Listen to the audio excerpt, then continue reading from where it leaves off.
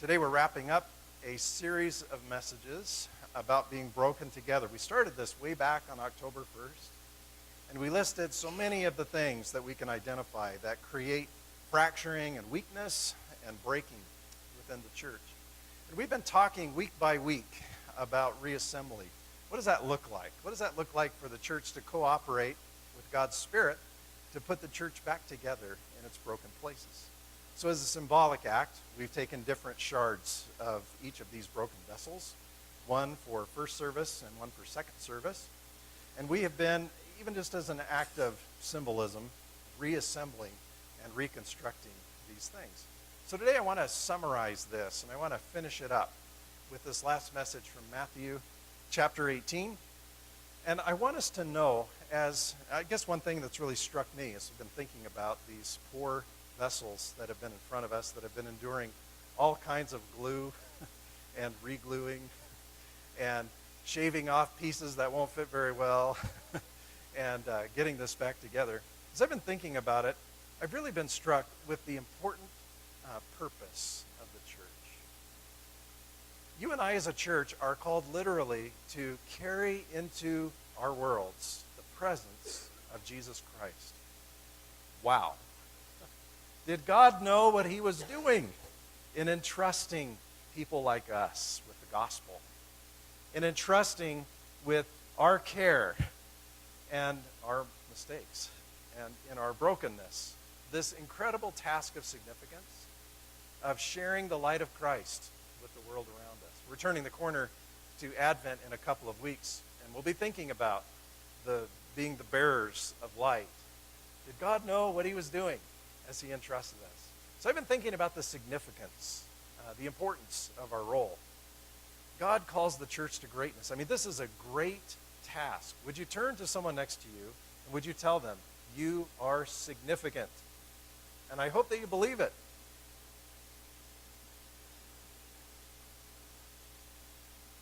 You and I have such an incredibly important purpose in this world. And yet we get caught up in our humanness. As we turn to Matthew 18, it's almost a continuation of last week's sermon because once again the disciples are in argument about what greatness is all about what significance is all about. They're arguing with each other. Which one of us is going to be greatest in the kingdom? And the thing is, Jesus has an answer to this question. And it may not be the answer that you or I would expect. Would you stand with me at this time as you are able? And I want to read Jesus' response to this. And I invite you to think with me not only about what makes individuals great, but what makes us collectively together as a broken vessel. What makes us together as Meridian Friends Church great? What would that look like? At that time, the disciples came to Jesus and asked, "Who then is the greatest in the kingdom of heaven?" And we don't know if Jesus slapped his forehead or rolled his eyes. But with great patience, I think, he answered this. And he said this. He called a little child to him and placed the child among them. And he said, "Truly I tell you, unless you change and become like little children, you will never enter the kingdom of heaven. Therefore, whoever takes the lowly position of this child is the greatest in the kingdom of heaven. And whoever welcomes one such child in my name welcomes me." What an incredible statement. Skipping down to verse 10. "See that you do not despise." So Jesus is picking this up from the first 5 verses. "See that you do not despise any one of these little ones." Do you hear him picking that back up? I think that's important for where we're going. "For I tell you that their angels in heaven always see the face of my Father in heaven." Does that change the way you look at children? Isn't that amazing? "See to it that you don't despise any of these little ones. For I tell you that their angels in heaven always see the face of my Father in heaven." Tell me that the children among us are not absolutely sacred. That is an amazing statement. Okay, back to the greatness thing. Well, what do you think? If a man owns 100 sheep and one of them wanders away, will he not leave the 99 on the hills? By the way, he's speaking to the faithful among him. But what about those who are not? Will he not leave the 99 on the hills and go to look for the one that wandered off? And if he finds it, truly I tell you, he's happier about the one sheep than about the 99 that did not wander off. In the same way, your Father in heaven is not willing that any of these little ones should perish. And may we too have the heart of Christ about the little ones, the disadvantaged, the powerless, and the lost among us. Amen? Please be seated. A funny thing happened this morning as I was attempting to be ready for worship. It was only about 10 minutes before the service, or 15 minutes before first service, and someone asked if they could use my keys. And that's a normal response, but this is somebody who knows where I put the keys so they can find them, and they're not there. You know how it is when you lose something, right? Where in the world could I have left those? And by the way, I'm told that this only gets worse, right? Maybe I have done this recently and I don't remember. But somehow I lost my keys this morning. Well, you know how it is when you lose your keys, right? There are many other important possessions that you have in life, but all of a sudden the only thing you can think of are the keys. I'm telling myself, I don't even know how I can preach today if I don't know where the keys are. It becomes that much of a singular focus, does it not? Sure, there's other important things in your life, like the car the keys fits into, and the house for the keys, and all these other things. But all of a sudden, you're just focused on these keys. Well, I found them. And wouldn't you know they were exactly where I left them? It's just amazing how that happens. And I couldn't help but suddenly be jarred as I was reading the scripture this morning within the sermon. Wow. Jesus says that if he finds the one who was lost, he would rejoice. And it says, even more than over the 99 who never walked away in the first place. And it's kind of that way when we lose something, isn't it? It becomes such a delight to find that one thing, even though we have all these other things that hopefully are not lost. Maybe they are lost, we don't know it yet. Maybe my other keys are lost too, I have no idea. I'm just really glad to be here today. And I did find the keys that I was looking for, so this is all good. I think about Jesus' attitude toward what is called scripturally here, the lost. And I just feel challenged, and I want to offer this challenge. Do we have the same attitude that Jesus has about what the Bible calls the lost? To Jesus, the lost are the precious. The lost are the ones who are most valued. Can I say that? Because he's going to celebrate over the one who was lost. It's not about quantity, is it? Over the one who was lost more than over the 99 who never wandered away in the first place. Sometimes I think as a church we get frustrated about those sheep who wander away. But for Jesus, they become his heart's focus because he's a good shepherd. And wouldn't the good shepherd be willing to walk away from the 99 to find the one? I think that this has a lot to say about what we think makes for greatness in a church. In churches, it's so easy to be wrapped up on a lot of external things, isn't it? Namely, this is a parable about numbers, isn't it?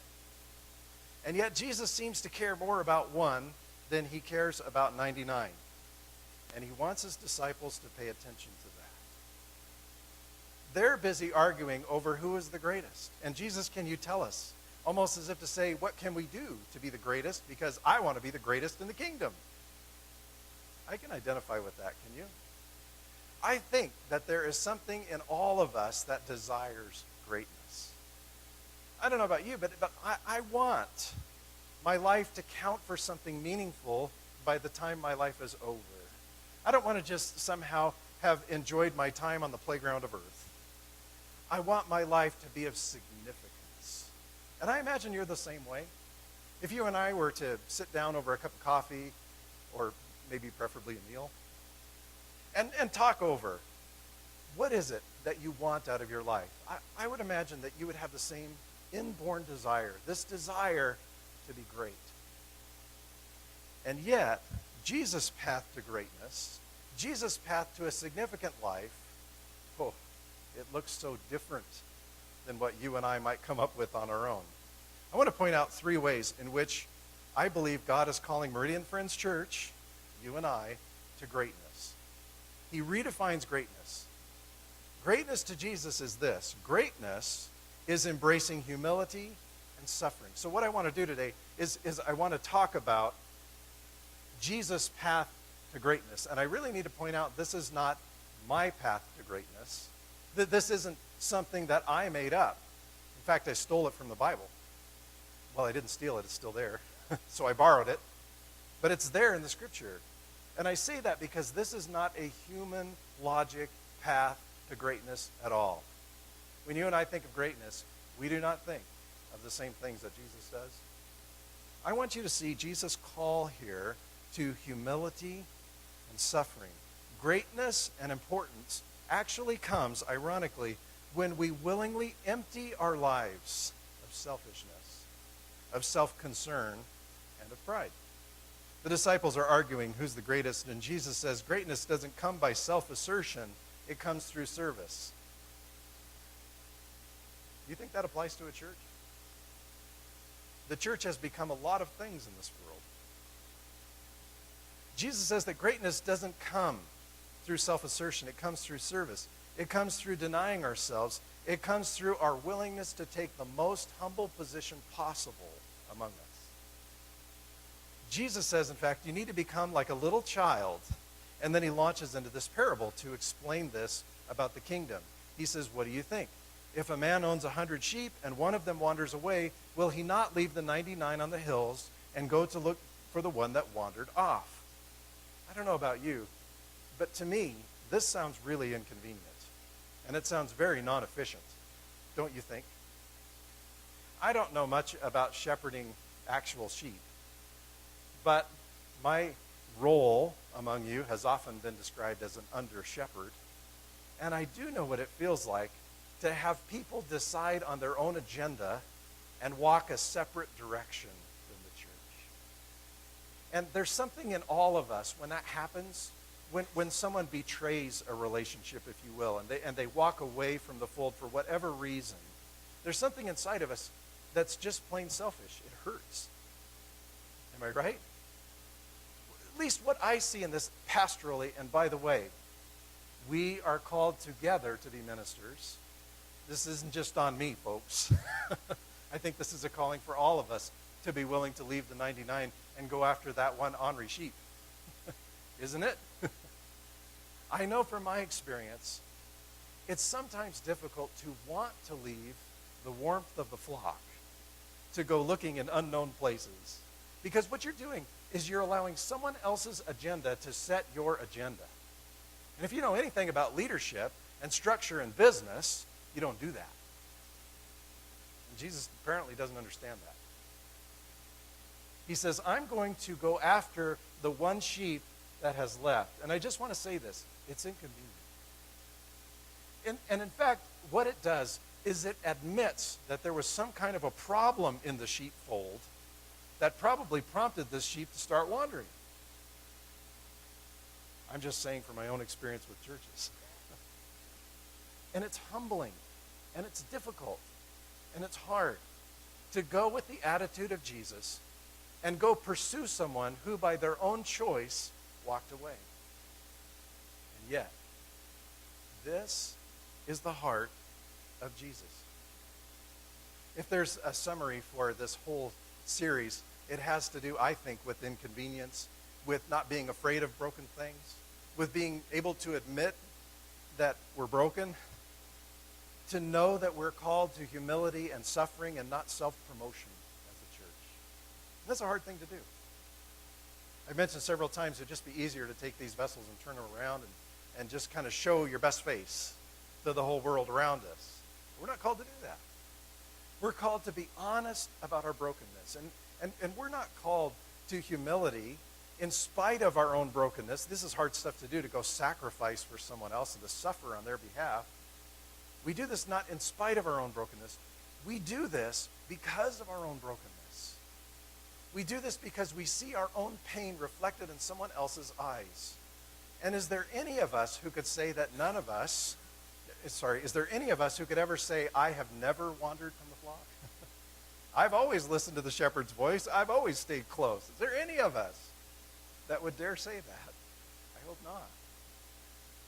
All of us have needed under shepherds. All of us have needed fellow sheep to go find us, to go love us right where we were.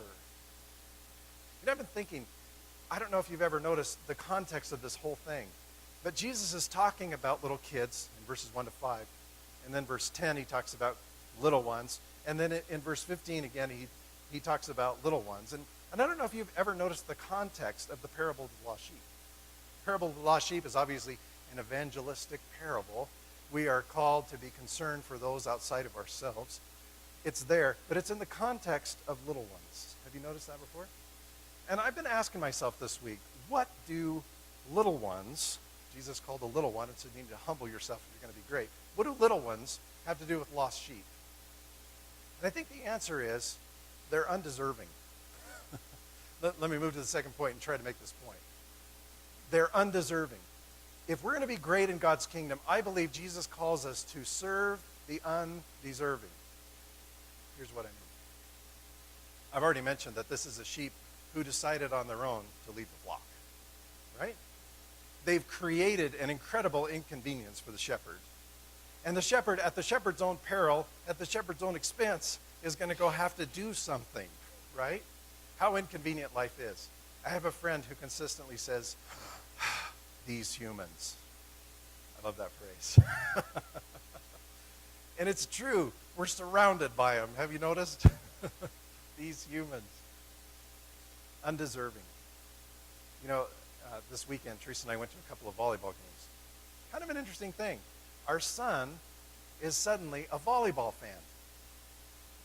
Isn't that something? Like out of the blue. Isn't that amazing? Maybe you know more about it.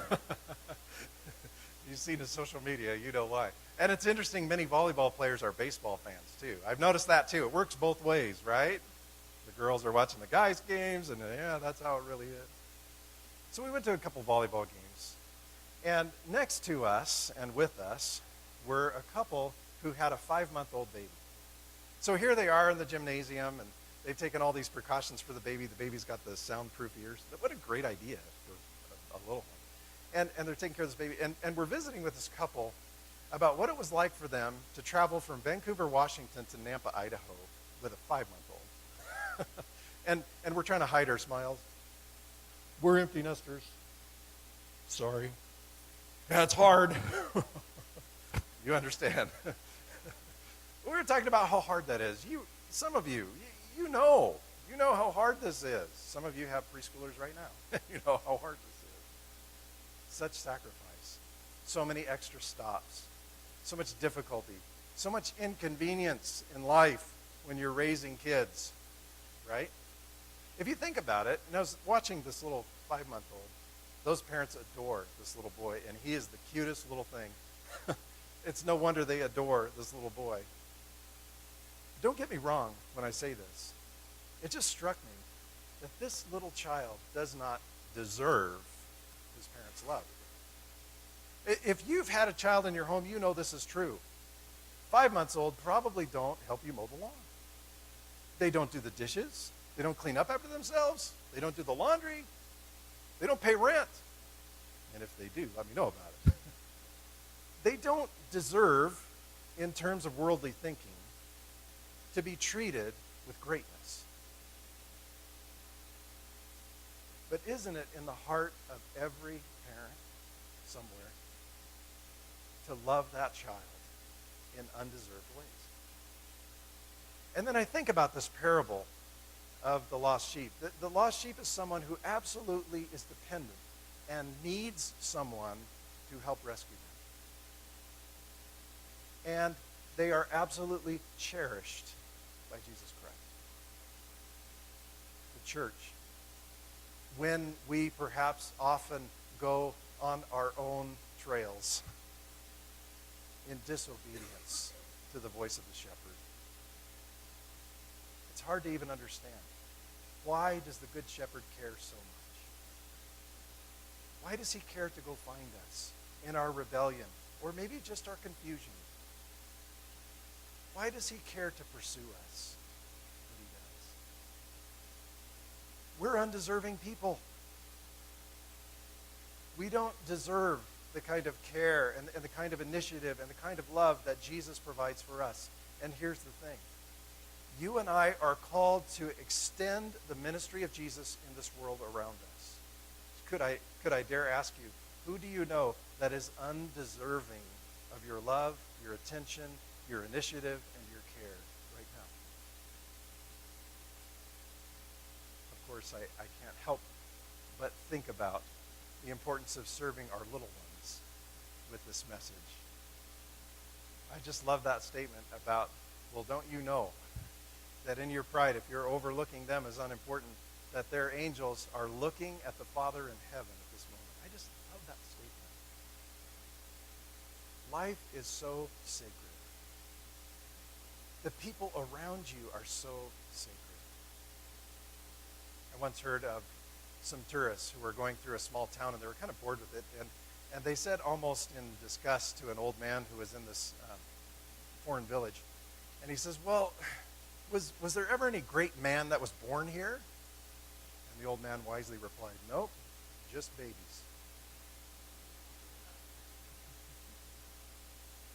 It really makes you think. All of us, at some point in our life, were dependent, physically as well as spiritually. What makes someone else great in our lives? It's someone who gives this gift of undeserved care, of undeserved compassion, of undeserved pursuit. Who are you called to pursue? Who are you called to love? Third, I think Jesus is calling us to serve in small ways. You know, for Jesus, he gave his life once and for all. And so in a sense, in a very real sense, it was an event. It's something that happened in a period of hours. For us, we are called to give all of our lives by doing this. Jesus says, you're not worthy of me unless you're willing to deny yourself, take up your cross, and follow me daily. And I think about what that means. You know, marriage, for instance, it's not a once and for all sacrifice. You don't get up there and say, I do, and hand the other person a ring, and then you're done. That's where it starts. That's where the daily sacrifice begins. That's where the daily giving, the daily love, the daily service begins, the daily honoring. It would be glamorous if you and I were called somehow to give all of our lives in one shot for the cause of the gospel or for the sake of someone else. We're not necessarily called to do that. But what we are called to do is to give our life away in increments, in small bits, in simple ways, serving in small ways. I love Mother Teresa. She says, not all of us can do great things, but we can do small things with great love. As you think about someone who isn't deserving of your love, you know, last week we talked about serving people who can't pay you back. Jesus says, when you throw a banquet, don't go out of your way to invite your rich neighbors and your family and your friends, because they're just going to pay you back, and then you have all of your reward. When you throw a banquet, do this. And this is, again, with them arguing about who's greatest. He said, when you do this, if you really want to be great, then invite the poor, invite the lame, invite the helpless to your table, because they can't pay you back. And Jesus essentially is saying, when you do this for little ones, when you do this for helpless ones, when you do this for lost ones, you do this to me. And I honestly think that this is done on a daily basis, on an ordinary basis. Some of you just came out of teaching situations in First Hour, or maybe you helped as a helper with youth or in the nursery. And I wonder if you realize how important that ministry is. I wonder if you realize what you are giving and what you are providing for little ones. Serving in small ways. I noticed some interesting language in this. It starts, for me, in verse 5. Jesus said, whoever welcomes one such child in my name welcomes me. Now watch this. Matthew 25. This, of course, is the end of the age, and Jesus is separating the sheep and the goats, and he's talking about what they did do and what they didn't do, and the sheep, of course, they don't realize. Well, what did I do in following you as my shepherd? What did I do as a sheep that was so great? And Jesus says, well, whenever you did it for one of the least of these, you did it for me. Now, do you notice some common language between those two things? I spotted it this week. Whoever welcomes one such child in my name welcomes me. The king will reply, truly I tell you, whatever you did for one of the least of these brothers and sisters of mine, you did for me. Greatness. Greatness is often in secret. Greatness is often not in front of the 99 applauding, happy sheep. Greatness is often sacrifice and tears and pain and prayer for one who needs it the most. And the king will reply, when you did that for just one, because I want to tell you something, as a good shepherd, I'm willing to leave the 99 for the one. Meridian friends, who is the one? I sort of suspect if you don't know, maybe a place to start is the most obvious place to start. Maybe it's the person next to you. Maybe it's the person who lives under your own roof. I love the focus of the last 2 chapters of the book we're reading. It really catches us on some of this stuff. There's a great quote here. Everyone wants to change the world, but who wants to change the laundry over? And I think about this dear young couple with this 5-month-old in their arms. I'm kind of sentimental because this is our son's 21st birthday. And it just doesn't feel very long ago that he was looking at us with that kind of need and that kind of dependence.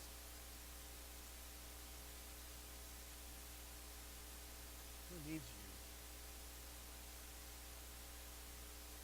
you? And are you willing to live very ordinary, common lives, under the radar kind of lives?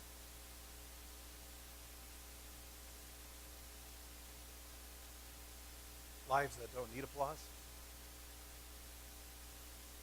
Lives that don't care if something goes unnoticed. Appreciate it. It's inconvenience. Because you recognize the sacred value of simple act. Those parents, we're looking at one whose angels are looking at the face of God. And they're caring for that little one. And this is Jesus' attitude about every one. We long for the applause of people we don't know. Why is that? Why do we care if we're famous? Why do we care if there's recognition? Maybe we're called to serve Jesus by just serving one. And maybe that would be Jesus' measure of greatness for Meridian Friends Church.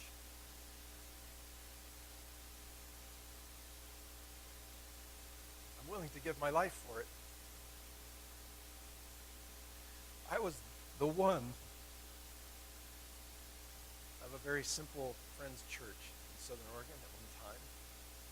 And I remember being the one who came in with such need and lostness and didn't know what I didn't know. I didn't know how different I was. And to these people, they didn't care.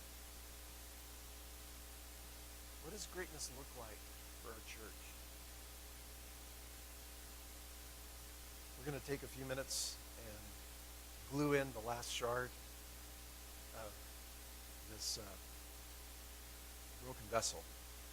And as we do it, I want to invite you to just spend a few minutes listening and asking, Lord, where are you calling me to serve? Am I being faithful? Who are you calling me to serve, and how?